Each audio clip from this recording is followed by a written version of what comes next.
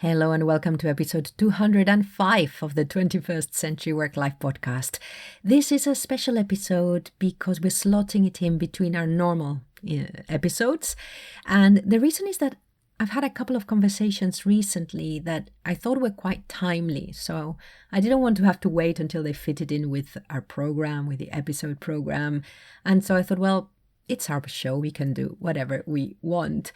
So if you've been listening to the show for a while, you will know that every now and then I do hop onto behind the microphone to talk to you. And I've also got a little bit of a guest segment, very short today, just from the ladies at Minds at Work, who are going to tell us about an event that they're organizing on the 17th of September. So, oh, and by the way, get ready because next week we have an episode we've had to split into two parts. But today's episode, I am going to be answering a question from a friend of mine, a friend I've had for ages who regularly listens to the show, I think. And well, my friend Hugh was wondering whether to start hiring people in remote positions into his team and enable people in the team to work remotely. So in effect, creating a hybrid team, or whether he should say, let's set up a fully remote team. Now, he works within an organization, so the latter one might be a bit tricky. But seeing as he sent me a private message and said, this could be a topic for one of your discussions, I thought, actually, we haven't addressed this in this way before. We haven't looked at a dilemma, which is great. We have a couple of episodes on, well, we've got one on hybrid meetings, and there is an episode with Lisette from a very long time ago on hybrid teams. So that might help. But I just think this was interesting. It really got me thinking. And yeah, so that's going to be one of the things we talk about today. But also I would like to share a conversation that happened on Twitter around a tip I read about difficult conversations in virtual teams. And it was great. I went to Twitter to complain, to rant about this awful thing I'd read. And as always, I got hit with, yes, Pilar, you're right. But also with, you know what, I don't see it in that way. And as I was reading, I was thinking, that to consider. So again, I thought I'd share some of those thoughts with you. Hopefully they're of some use. And finally, we've got some listener feedback. And as I said, I'd like to share an event that actually I am involved with also. So if we haven't met before, my name is Pilar Orti. I'm the director of Virtual Not Distant, an organization based in London, helping organizations and teams transition to an office optional approach, to a remote team approach. And you can find everything we do over at our website, which now has some new illustrations. So regular listeners, let us know what you think. virtualnotdistant.com. So, yes, so this first thing I'd like to talk about is if we have the option to have some people working from the same office and some people working remotely. So our friend of the show and my friend Mark Kilby would refer to this as a satellite formation, where we have the hub and then some people working remotely, so almost orbiting around. Should we have that, or should we go fully remote? And Mark calls that a nebula. So all the stars are everywhere. So I read Hugh's message, which is basically, okay, I know that all remote works. I know all co-located works.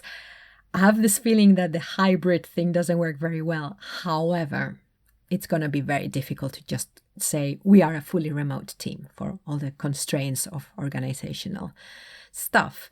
And I thought, actually, my first reaction, and I imagine lots of your reaction will be go fully distributed. Because with some people in the office, some people not, well, there are problems. Of course, there are also issues when you're distributed. But when you're all distributed, you all have the same issues. And when some people are remote and others aren't, then there tends to be some separation. To operate as a fully remote team when actually some people are co-located could seem forced.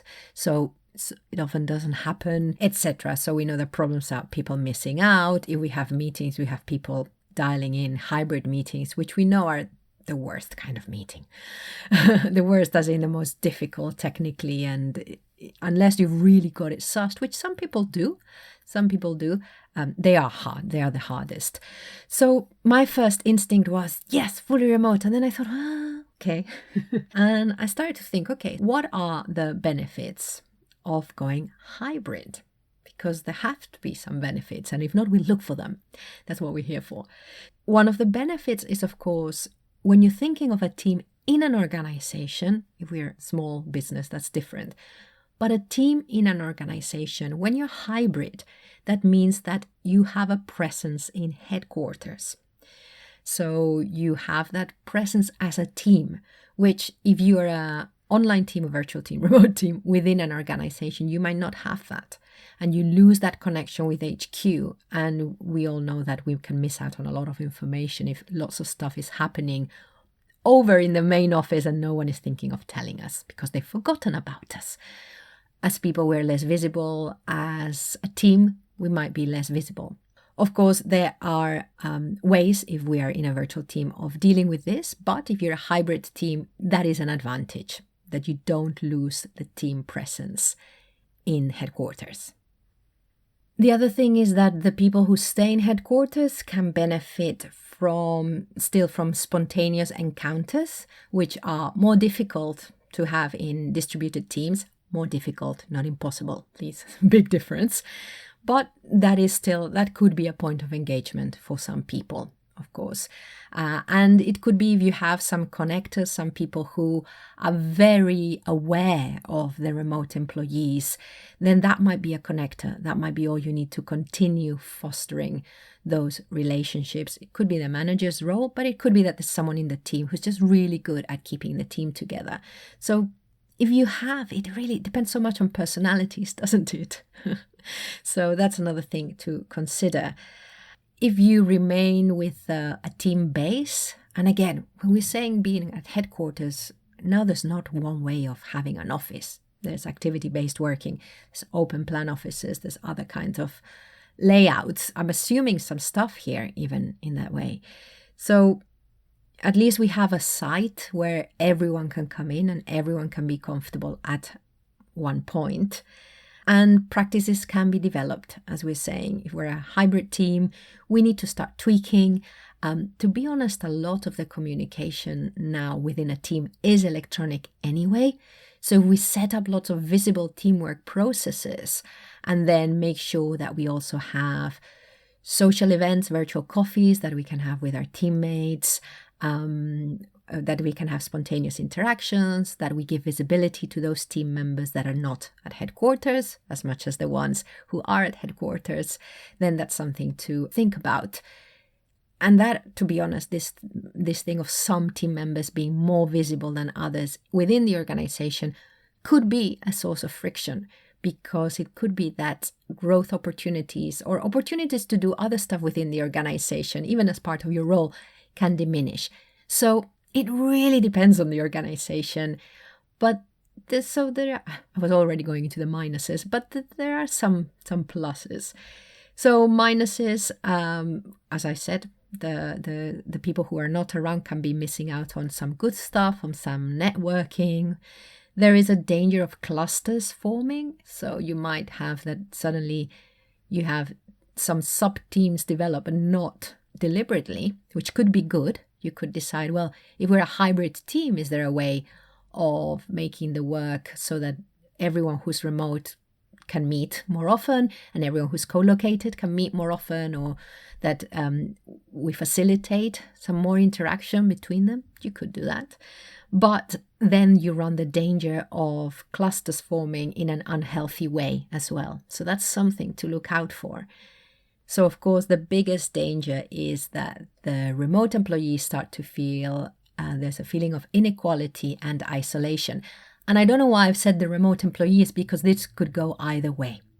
If you could have people who are coming into the office, but they are feeling a bit isolated because they don't have certain team members around them, or whatever, for whatever reason. So this feeling of inequality, it could also be that the people staying at headquarters feel like they've got not as good a deal for whatever reason. because the remote employees are managing to deal with their schedules better, for example. So again, it depends where the choice is, whether people really have a choice to go remote, as in, if you are saying some people could go remote, some of current employees, does remote mean they're going to work from home? Or does that mean that you're going to provide them access to co-working spaces? Or if it's a large organization, access to other buildings belonging to the organization? Because it could be that the people who decide to go remote are the people who have a space at home that they can use, whereas some people are staying in the office not out of choice, but because there's nowhere else they could work. So I think there's something to be looking at. So the pluses, presence in headquarters, some people can still have spontaneous interactions. There's one team site, and of course you can still develop practices that can work. And the minuses of hybrid teams would be the inequality and isolation, the danger of clusters forming, not deliberately, and some individuals thinking they're missing out on good stuff. Then, if we're considering a fully remote team, a lot of those things might apply, but maybe not. So we know that the biggest plus is that everybody is on the same boat.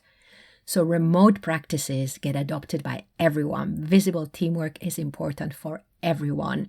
Being at the computer to find your friends is important for everyone. So I think for me, that says it all. Then you have all the other stuff that comes with people being able to work from wherever they want all the time. But I think the biggest thing is that we're all in the same boat. The downsides I could think of, and listeners, if you can add to this episode, I would love it. And then I can stick it in the show notes and we can have a little resource if anyone has this question ever again. The downsides of all remote, it could be expensive. If you are part of an organization and your team's overheads are just part of the organization's overheads, to suddenly say that we're all going remote might mean more expensive equipment for people if they're working from home, might mean a co-working budget if you're going that way, and there might be other expenses that are difficult to account for within that organization. So a lot of advocacy to be done. You need to manage the change. You're also going to need to manage the change if you have a hybrid team, but that might be a little bit more organic and gradual. If suddenly we decide that this team that has been traditionally mainly co-located is now going to be a remote team, that needs a lot of change because then we're in a different boat. And of course, I was addressing this already, the team could lose visibility in the organization. Of course, you can try very hard and you can together, collectively, make a decision to say, okay, we've got to raise our visibility and we're going to do it in this, and this way. But there is a danger. So those were the three main things I could think of suddenly. And again, this is a very specific context. We're not thinking about somebody starting their team from scratch as a new business. We're thinking of that happening, but within an organization. So I'm going to leave it that for now. Those are my thoughts. I'm going to leave for now this subject. I've got plenty more to come. But I would love to hear what you think. So virtualnotdistant.com for your long-form thoughts. And if you have any snappy answers, then please send them to Twitter at Pilar Orti, or short ones are also welcome on the contact form. If you want my email address, Pilar, Pilar, at virtualnotdistant.com. Remember to tell me that you found my email address in this episode.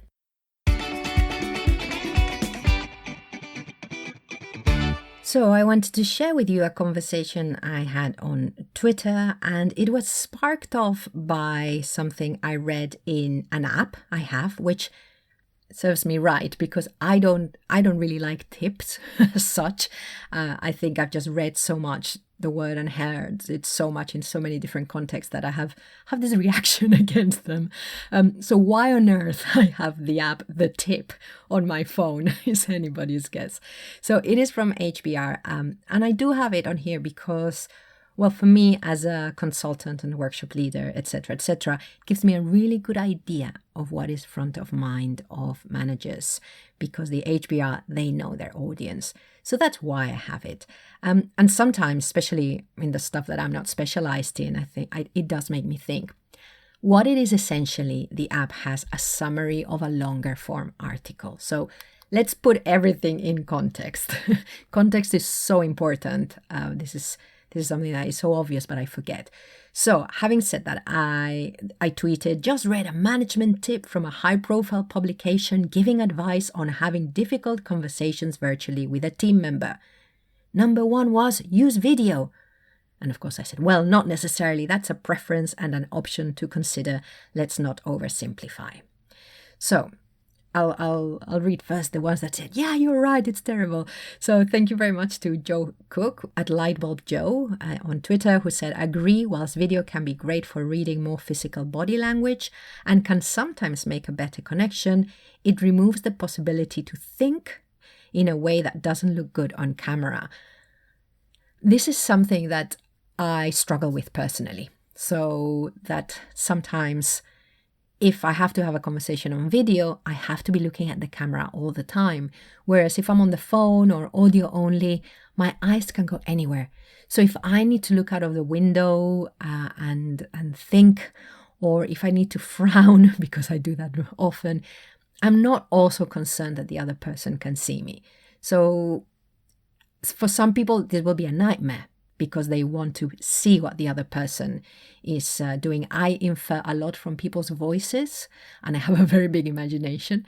So I don't need to see someone to feel connected to them. But some people do. This is something I've learned through podcasting, that for me, and I'm sorry, I don't usually have a choice for guests, it's camera off because of my setup here in my bedroom, and also because I need to concentrate on the microphone, and the video distracts me.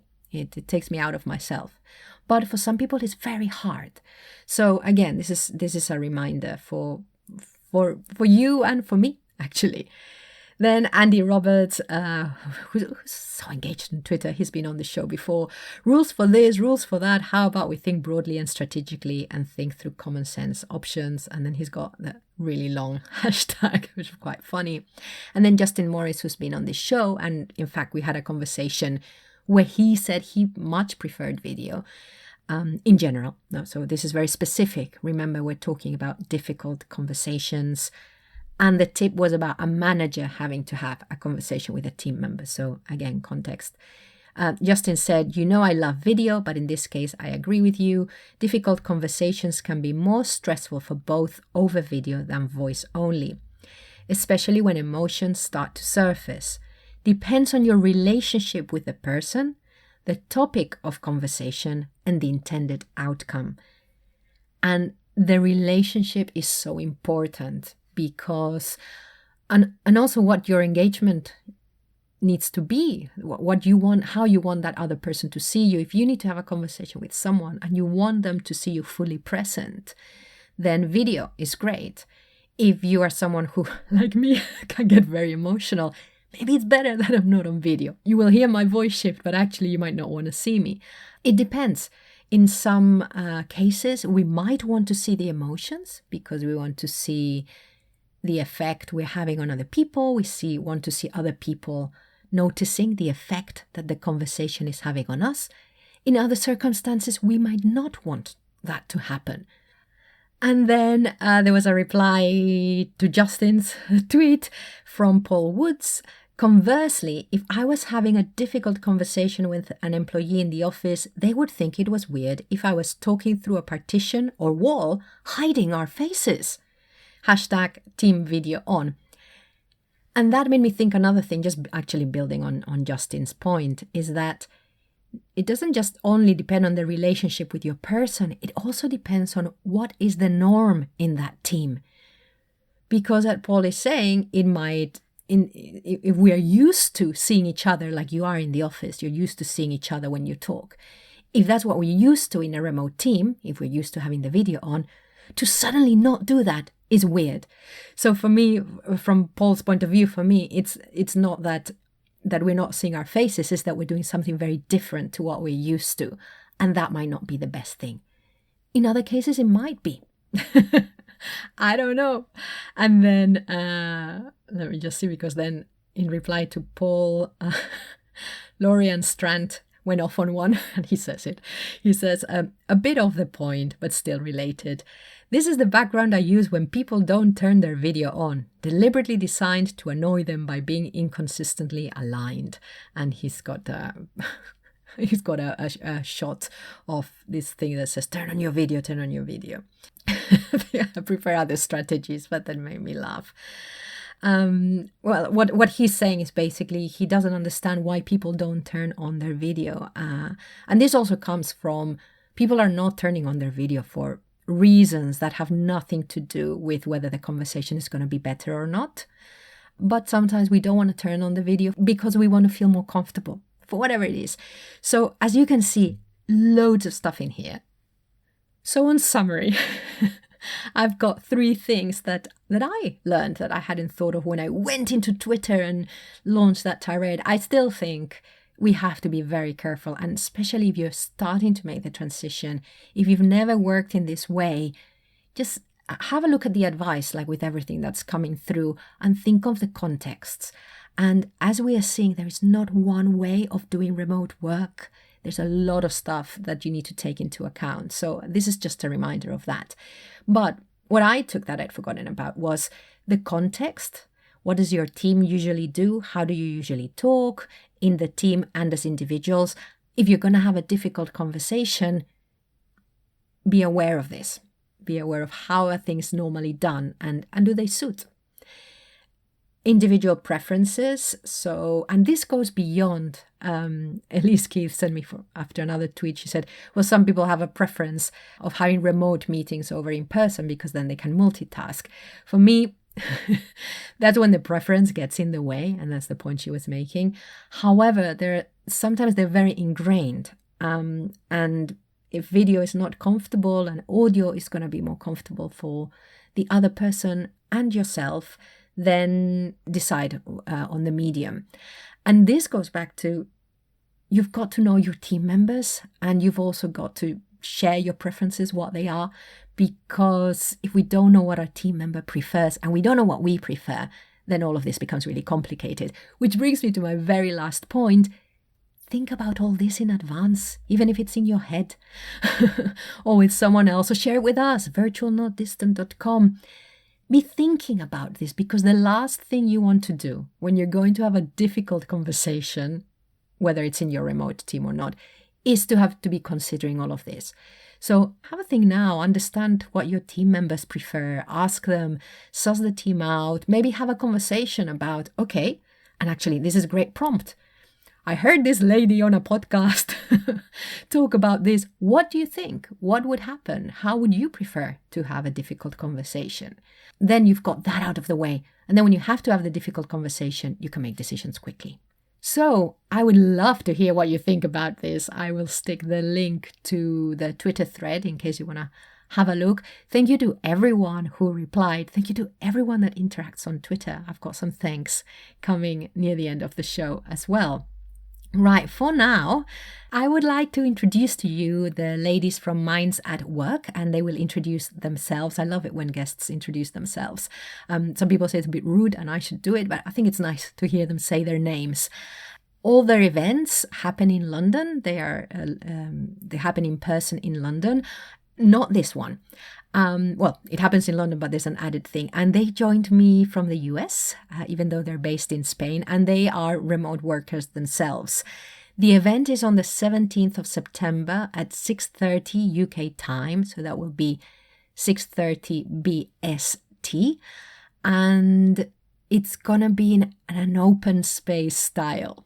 So some time ago, I used to be involved in a group that did lots of open space stuff. We've got an episode quite far back talking about open space technology. So all of that, but I'll leave you now with the ladies from Minds at Work for a bit.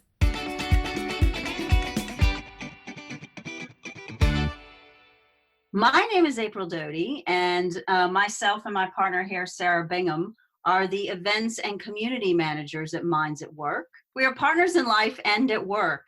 We are the only employee at Minds at Work. It's a tiny organization. Minds at Work is an organization that wants to eradicate the stigma of mental illness in the workplace. We are hearing a lot more about mental health in the headlines in the UK and also around the world. People are gradually understanding how we all have mental health to maintain, and everyone goes through difficult times during their lives. Depression and anxiety are very common. And we need to give each other space to be more human, and especially at work, which can be a very stressful environment in itself. The event that you are planning at the moment, which is what I wanted to introduce listeners to, is called Minds at Work Lab on Mentally Healthy Remote Working. Is that right? Yes, it is. So we're basically there to answer the question together. It's a collaborative design thinking style event. And the question is basically, if the next evolution of work is remote working, how can we ensure that remote workers can live happy and mentally healthy lives? So it's a big question. It is a big question. And when you're saying that it's a collaborative design, what do you mean? What have you got planned, or what is planned and what isn't?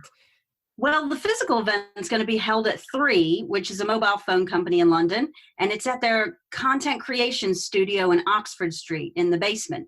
It's a small space, but it's a beautiful space with 3 very distinctly different areas. We have a theater, we have a lounge, and we have a space with tables where we'll have hackathons. And so there'll be something going on in each of those 3 spaces at all times, and participants will be able to move freely between these 3 spaces and participate in the conversations that are happening there. And when they get bored or tired, or they don't feel like they have anything more to contribute, they can move to another room, and it will operate in a similar way online. So we're really excited that we have an interesting and diverse group of people attending both physically and online, including yourself, Pilar. Hurrah! And we'll also be inviting participation online. So there'll be fishbowl conversations where people will be talking about a topic in the center of the room, and everyone around the room can listen. But those will be sort of short 2-minute segments. And if you're out there and you're nowhere near London and you want to participate in the fishbowl, then you'll be able to just send a 2-minute video about your own experience of working remotely. And that can be played in the fishbowl. If we want to participate, either if we're in London or if we, like many listeners probably won't be in London, so if we're remote, how can we be involved? First thing you do is you come to our website, mindsatworkmovement.com, click on events, and you'll see the remote working event there. It will explain the description of the event, and you'll be able to apply and say a bit more about why you're passionate about mentally healthy remote working. So the physical space only holds 60 people, but so we're going to pick 60 very diverse perspectives to participate in the physical space. And then online, I don't think you'll have any trouble joining us online. We'll be able to get everybody who wants to join us to participate. And there'll be live streams as well as Google Hangouts throughout the evening. And what do you hope will happen as a result of the event? A lot of people will share their good practice. A lot of people work remotely and they work very differently. And I think that there's a lot of great ideas about how to where and how to work to make your life easier and to be able to be at your most productive. We'll have representatives from Automatic there and GitLab and perhaps Buffer as well. And we hope that they'll be able to share what works best for them. And we'll be able to invent completely new ways of working. And there'll be a lot of friendships made, both online and off. So I'm really excited about this one. So as a reminder, the event is on the 17th of September 2019 at 6:30 p.m. BST. We'll stick the link in the show notes that goes directly to the event page so you can apply to participate. I'll be there. I still haven't got details of what I'm doing. It's some sort of panel, but I'm not in London. Oh, I am gutted. I would love to be there for the open space and to meet some people that I know are going to be there also. Yeah, there you go. So before we go, I want to thank Justin Morris for recommending the show a couple of times actually. And we got some feedback from Helen at Activate Learn. It's her Twitter handle. And she said, this morning I listened to an excellent podcast on remote working, and guest was Alon Shevat, who talked about how we assume introversion of different cultures simply because they may not communicate the way we do. It's well worth a listen. And then she had some nice stuff to say about our banter that between the ladies, that with Maya, a middle miss, Maya associate, and they delved deeply into what it means to work remotely. And Helen, thank you very much if you're still listening to us, because that someone says that we go deeply, for us, it's the best compliment. So really glad you enjoyed it, and even more glad that you like what Alon had to say, because I'd been waiting for a while to bring him on the show, and I hope he'll come back. And even more pleased that you thought we go deep into it. So listeners, if you want to contribute to the show in any way, if you want to send a few lines, pilar@virtualnotdistant.com. But we also have a podcast contributor form that you can fill in with a bit more detail. You don't have to come and record with me. It's not for everyone. You can write something, you can record onto the phone, like 2 or 3 minutes. If you're not sure how you can contribute, then let me know. Also, if you know of anyone who can say something interesting, we're really specializing on remote work, leading virtual teams, online collaboration. We're really shifting the show. We're niching it down even more. Used to be about how the world of work is changing and our attitudes to work. We're niching down even more. And along the lines of suggesting other people, thank you to Jamon and Gant, who've been previous guests, for recommending more guests. So it'll be lovely to hear from you. Well, I hope, let me just check my checklist in Trello. Yes, you see, I knew I'd forgotten something. You can sign up to our newsletter over at virtualnotdistant.com. Once a month, we send reading and listening recommendations. If you have any, let me know. All right, well, thank you very much for listening. I've kept this short for our show, not for other podcasts. And just to let you know, next week we have a mammoth episode on the dangers of collaboration platforms. Maya and I managed to record for an hour and a half on the topic, plus 17 minutes on the what's going on section. So we've split the file in 2, so you don't have to download a really huge file. You can download the first part. If you think it's interesting, download the second one. So the audio was slightly, it's not as good as other times because, well, it's all my fault because Maya is in Spain and it was very hot and she had the fan on. And it's like, well, Pilar, I can't switch off the fan because I'll die here. And I said, no, we have to practice what we preach. Health comes first. So it will be, but it's still the conversation is, for us, it was fascinating because it gave us a chance to really go deep again into the topic. And I hope it will be useful, especially for those of you who are not used to working on collaboration platforms. But even those who do, I think it will have something that it will prompt you to think about some stuff too, I hope. All right, I'll leave you with the stock outro. Big thank you for listening to the 21st Century Work-Life podcast produced by Virtual Not Distant. If you have something to add to the conversation, let us know through the contact form over at virtualnotdistant.com. I have been your host, Pilar Orti, and I'm signing off now. Wherever you are, whatever you're doing, enjoy.